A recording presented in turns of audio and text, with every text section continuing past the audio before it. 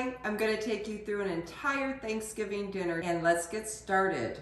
We're obviously going to have our turkey and I have cranberries. We're going to be doing potatoes and gravy, stuffing, green bean casserole, and sweet potatoes. So I've just washed my turkey, and make sure you pull out the neck and the giblets all inside of your turkey and just do a really good rinse. What I like to do is, if you look at your turkey, and I kind of do this with my chickens also, but if you pull apart just the upper part of the skin, I take my whole hand and loosen it up.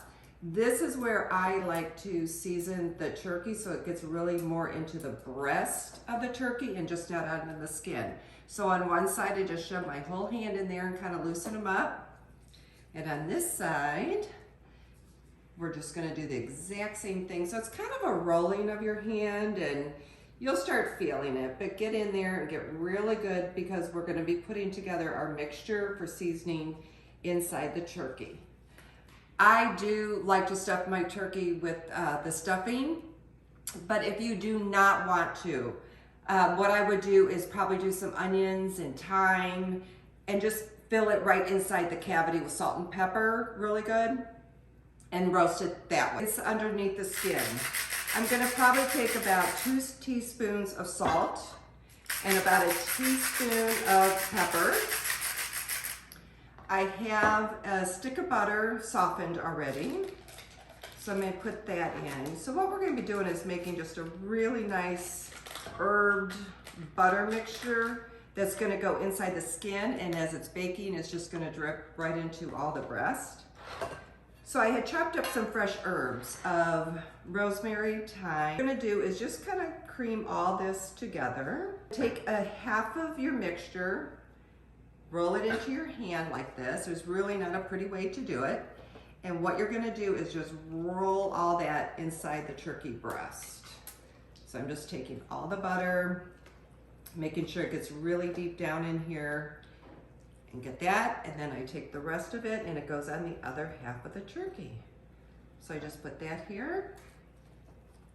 Now your hands definitely get a little, you know, with the butter and everything. So what I actually like to do is now I'm gonna take what's in my hands and I'm gonna rub down the entire turkey really, really well with all the extra butter that's on my hands. So I'll not only flavor the inside of the turkey, but we're also gonna be flavoring the outside. Make sure you get his legs real good and underneath. And you have just easily flavored your entire turkey. So there he goes.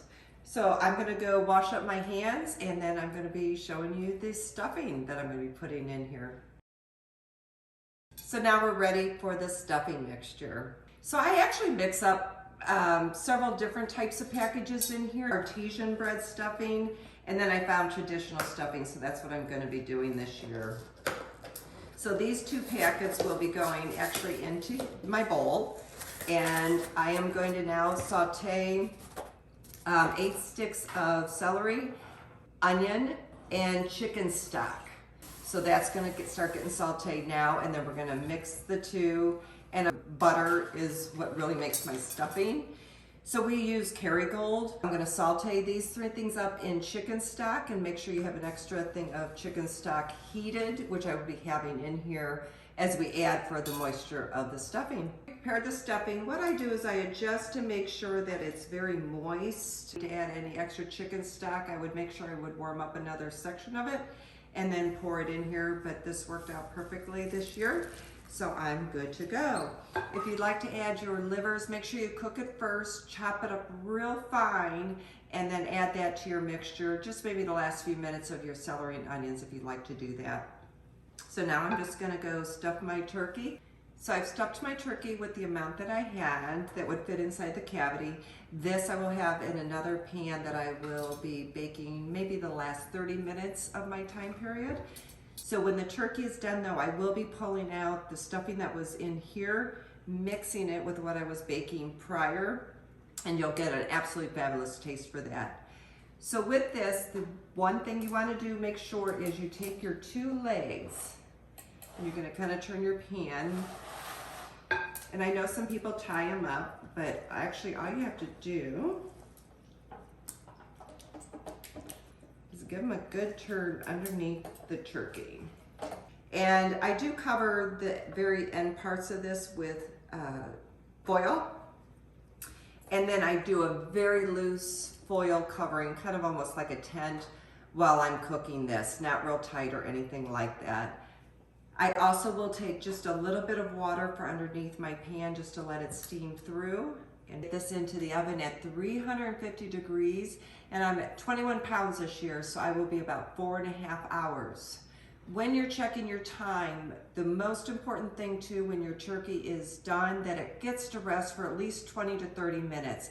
That allows all the juices to get back in the turkey. So I backtrack all my sides to the resting time of my turkey, not at when the turkey is done. So 2 cans of cut green beans drained, 1 can of cream of mushroom soup, half a can of milk, 1 cup of crispy onions, stir, salt and pepper, bake at 350 degrees for 30 minutes.